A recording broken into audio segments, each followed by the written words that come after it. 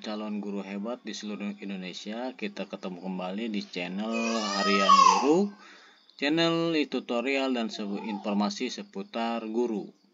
Pada kesempatan kali ini kita akan membahas soal tes PPK tahun 2024 dan admin ucapan selamat bagi rekan-rekan calon PPK yang telah lulus administrasi ya. Tes administrasi. Nah, kemudian minggu depan itu direncanakan akan tes UTBK ya, tes komputer untuk calon pegawai pemerintah penjajahan kerja. Pada kesempatan kali ini, bagi rekan-rekan yang belum subrek dan share and comment, silahkan untuk pengembangan channel ini lebih baik lagi ke depannya. Pada kesempatan kali ini akan kita membahas soal tes PPK tahun 2004 plus jawabannya, yaitu soal pedagogik umum. Oke, kita langsung saja. Soal pertama. Untuk pembahasannya tidak dibahas ya, soalnya banyak masukan agar langsung ke soal dan jawabannya saja. Untuk pembahasannya nanti kita akan diberikan pada edisi berikutnya. Untuk soal yang pertama, pedagogik umum ya. Pada rancangan pembelajaran terdapat contoh kompetensi dasar, yaitu mengidentifikasi jenis, sifat, dan fungsi bahan alam dari tanaman untuk produk karya seni rupa dan kriya. Maka rumusan indikator yang bisa dikembangkan guru pada tingkatan kognitif mencipta C6 yang tepat adalah: A. Mengelompokkan bahan alam dari tanaman pandan untuk produk karya seni rupa. B. Menyebutkan fungsi tanaman pandan untuk produk karya seni rupa. C. Menjelaskan sifat tanaman pandan untuk produk karya seni rupa. D. Membedakan sifat tanaman pandan dengan tanaman suji untuk produk karya seni rupa. Dan E. Membuat produk karya seni rupa dari tanaman pandan. Ini kita fokusnya ke tingkatan kognitif mencipta. Jadi siswa itu sudah membuat atau memproduksi ya. Maka jawaban yang tepat untuk nomor 1 adalah E. Membuat produk karya seni. Berarti kemampuan untuk mencipta itu berarti membuat produk karya seni. Itu ya. Next, nomor 2. Pada sebuah rancangan pembelajaran RPP tertulis contoh rumusan indikator kompetensi, yaitu menjelaskan kondisi operasi sistem dan komponen perangkat keras. Jika seorang pendidik akan menyusun menjadi tujuan pembelajaran, maka rumusan yang tepat adalah A. Setelah melaksanakan proses pembelajaran melalui praktik, siswa dapat menjelaskan kondisi operasi sistem dan komponen perangkat keras berupa input, proses, dan output. B. Setelah melaksanakan proses pembelajaran dan menggali informasi melalui diskusi dan komponen perangkat keras secara benar. C. Siswa dapat menjelaskan kondisi operasi sistem dan komponen perangkat keras berupa komponen input, proses, dan output secara benar. D. Menjelaskan kondisi operasi sistem. E. Setelah melaksanakan proses pembelajaran dan menggali informasi melalui diskusi, materi kondisi operasi sistem dan komponen perangkat keras secara benar tanpa melihat catatan. Di sini tertulis RPP ya. Contoh rumusan indikator kompetensi menjelaskan kondisi operasi sistem. Menjelaskan berarti belum menerapkan ya, menjelaskan. Maka jawaban yang tepat adalah untuk soal nomor 2 B. Nah, setelah melaksanakan proses pembelajaran dan menggali informasi melalui diskusi, siswa dapat menjelaskan kondisi operasi sistem dan komponen perangkat keras secara benar, gitu ya. Jawaban tepat adalah B. Nomor 3. Pada saat menyusun perencanaan pembelajaran pokok materi tentang unggas, seorang guru merumuskan tujuan pembelajaran agar siswa dapat mengidentifikasi hewan unggas, mengelompokkan dan membedakan jenis-jenis unggas. Adapun pilihan strategi pembelajaran untuk menjelaskan materi kepada siswa tersebut yaitu strategi pembelajaran deduktif. Mendasarkan tujuan dan strategi pembelajaran tersebut mencerminkan ragam pengetahuan yang jenisnya: A. Fakta, B. Prosedur, C. Keterampilan, D. Konsep, E. Prinsip. Kita fokusnya ke agar siswa dapat mendefinisikan hewan unggas. Nah, kita ambil strateginya ya. Maka strategi yang tepat adalah D, konsep. Kita menjelaskan konsep ya. Oke, next nomor 4. Perencanaan pembelajaran yang menekankan pada proses keterlibatan peserta didik secara penuh untuk dapat menemukan materi yang dipelajari dan dihubungkan dengan situasi kehidupan sehari-hari sehingga mendorong peserta didik dapat menerapkan dalam kehidupan mereka. Pilihan strategi pembelajaran yang tepat yaitu A. Kooperatif, B. Inquiry, B. Problem solving, D. Discovery, E. Kontekstual. Kunci jawabannya adalah keterlibatan siswa penuh untuk menemukan materi. Untuk dapat menemukan materi. Ya, untuk dapat menemukan materi, maka jawabannya adalah E ya. Discovery atau menemukan discovery. Oke. E ya, kontekstual. Jadi yang dihubungkan dengan kehidupan sehari-hari. Lanjut nomor 5. Saat merancang pembelajaran, seorang guru ingin menyederhanakan konsep prinsip hukum yang kompleks sehingga dapat memperjelas penyajian pesan secara tertulis. Media apa yang paling tepat dipilih oleh guru tersebut? A. Bagan, B. AP, alat permainan edukatif, C. Flipchart, D. Foto, E. Gambar. Perancang menyederhanakan konsep prinsip hukum dan memperjelas penyajian secara tertulis. Maka jawaban yang tepat adalah A. Bagan ya. Yang menyederhanakan dan secara tertulis adalah Bagan. Nomor 6. Seorang guru merancang evaluasi dengan mendasarkan pada indikator dan tujuan pembelajaran yang sudah ditetapkan di RPP. Evaluasi tersebut dimaksudkan untuk menentukan hasil dan kemajuan belajar siswa. Maka jenis evaluasi yang tepat dipilih oleh guru adalah A. Evaluasi formatif, B. Evaluasi sumatif, C. Evaluasi selektif, D. Evaluasi diagnostik, E. Evaluasi penempatan. Evaluasi tujuan yang tertentukan ya. Evaluasi itu tidak banyak ya jenis-jenisnya. Maka jawaban tepat adalah B. Evaluasi sumatif itu di akhir pembelajaran agar mengukur pengetahuan pemahaman siswa ya yang disesuai yang telah ditentukan di RPP. Nomor 7.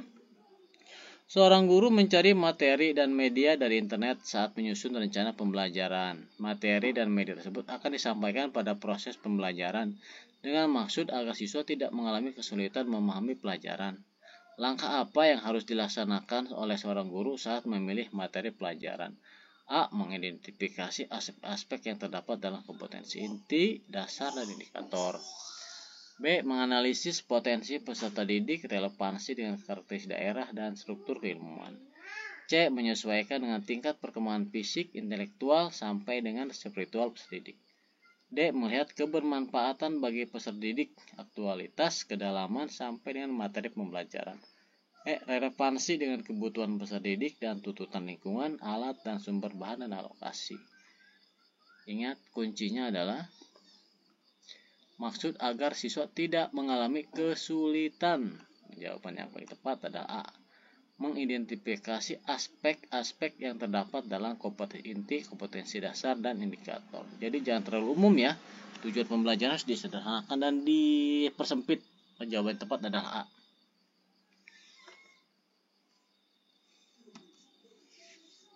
Nomor 8. Dengan mencermati silabus, seorang guru akan merancang pelaksanaan pembelajaran.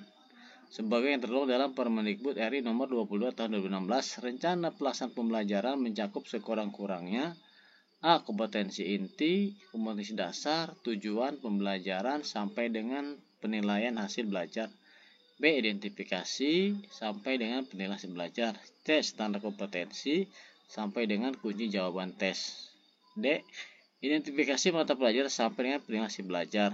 E. Identifikasi sekolah sampai dengan penilaian hasil belajar. Ingat, rancang komponen RPP ya, menurut Permendikbud RI nomor 22 tahun 2016. Ini masih aturan yang lama, belum mengacu pada kurikulum merdeka ya. Soal ini adalah pedagogik umum. Jadi mencakup tingkat SD, SMP, dan SMA. Maka jawaban yang tepat adalah E. identifikasi sekolah, identitas mata pelajaran, tujuan pembelajaran, materi ajar, media, sumber belajar, langkah pembelajaran, dan penilaian hasil belajar atau asesmen. Soal nomor 9, seorang guru senior mengajar siswanya dengan metode diskusi dan menggunakan media gambar yang sudah berlangsung tahun ke tahun.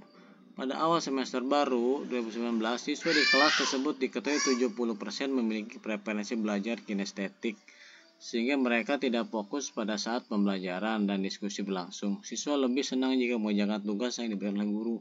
Dari kasus tersebut, strategi pembelajaran yang paling tepat dipilih guru adalah A. Kooperatif, B. Project based learning, C. Kontekstual, D. Inquiry, D. Discovery. Ini adalah kinestetik ya. Kinestetik berarti yang tepat jawabannya adalah yang B. Project based learning. Next, nomor 10. Di sekolah, seorang guru menuliskan beberapa aturan seperti dilarang menginjak rumput dan mencoret-coret meja. Hal ini merupakan pembiasaan kepada pendidik agar berkembang kecerdasan A. Naturalis, B. Kinestetik, C. Visual spasial, D. Verbal linguistik, E. Logis sistematis. Maka yang tepat adalah A ya, naturalis. Cara naturalis itu berarti menempatkan sesuatu kegiatan itu sesuai dengan aturannya. Nomor 11. Seorang guru ingin mengetahui kemampuan siswa dalam mengatur dan mengelola perbedaan pendapat ketika dilakukan diskusi kelompok. Guru tersebut membuat lembar daftar checklist dalam bentuk skala yang harus diisi oleh siswa untuk menilai teman sekelompoknya. Jenis penilaian otentik holistik yang dapat dipilih oleh guru tersebut yaitu A. Penilaian kinerja, B. Penilaian proyek, C. Penilaian portofolio, D. Pertanyaan terbuka, E. Penilaian diri. Maka yang tepat adalah penilaian kinerja atau A ya jawabannya. Teks nomor 12. Jika guru memberikan penugasan kepada siswa yang bertujuan untuk mengukur kemampuan dalam menghasilkan karya tersebut atau tertentu dan dilakukan secara berkelompok, maka jenis penilaian otentik yang tepat adalah A. Penilaian kinerja, B. Penilaian portofolio, C. Penilaian proyek, D. Penilaian jurnal, E. Penilaian diri. Ya, Kak. Ini menghasilkan ya, mengukur kemampuan karya tertentu, maka jawaban tepat adalah C. Penilaian proyek. 13. Pada akhir pembelajaran, siswa diminta untuk mendemonstrasikan tugas belajar yang diberikan guru dengan tujuan agar siswa tersebut mengaplikasikan kemampuan keterampilan yang dimilikinya dan guru dapat menilai kompetensinya. Instrumen yang dapat dipilih oleh guru untuk merekam hasil belajar yaitu A. Daftar cek, B. Benar salah, pilihan ganda, D. Menjodohkan, E. Jawaban bebas. Maka yang tepat adalah jawaban yang A. Daftar cek ya. Next, soal nomor 14. Sebagai siswa mengalami kesulitan menjawab soal tes pilihan ganda yang disusun oleh guru. Hal tersebut disebabkan materi dalam soal sebagian belum dipelajari oleh siswa karena materi tersebut seharusnya diberikan pada pertemuan berikutnya. Hal yang seharusnya dilakukan guru dalam menyusun soal tes pilihan ganda pada aspek materi yaitu A. Soal harus sesuai dengan indikator, B. Pokok soal harus dirumuskan secara jelas, C.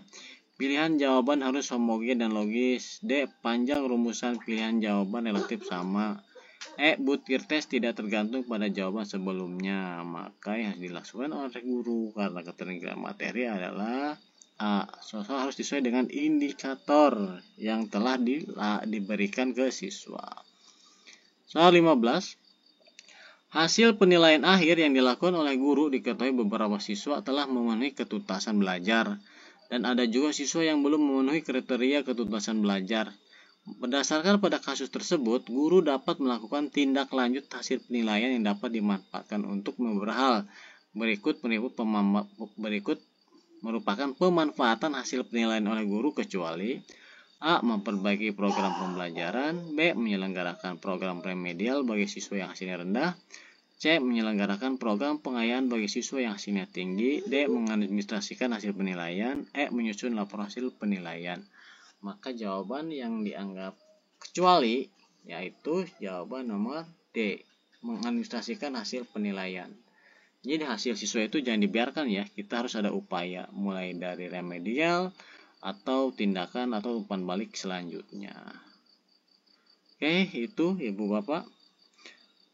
Terima kasih, mudah-mudahan 15 soal tes PPK pedagogik umum ya, ini bermanfaat dan memberikan pemahaman tambahan dalam mengerjakan soal PPK. Dan perlu Ibu Bapak calon PPK diketahui, untuk mengerjakan soal itu maksimal 2 menit, jangan lebih 2 menit. Jika sudah lebih 2 menit, lewat saja soal yang sulit, kita arahkan ke soal yang lebih mudah. Itu adalah tips untuk mengerjakan soal PPK agar Ibu Bapak lolos, karena untuk tahun ini formasinya sangat sedikit sehingga persaingan itu sangat ketat. Perbandingannya 1:500 orang untuk wilayah kabupaten kota di daerah saya. Itu Ibu Bapak, mudah-mudahan pembahasan soal PPK ini bermanfaat dan Ibu Bapak diterima tahun ini dengan lancar dan tanpa hambatan apapun. Terima kasih. Wassalamualaikum warahmatullahi wabarakatuh.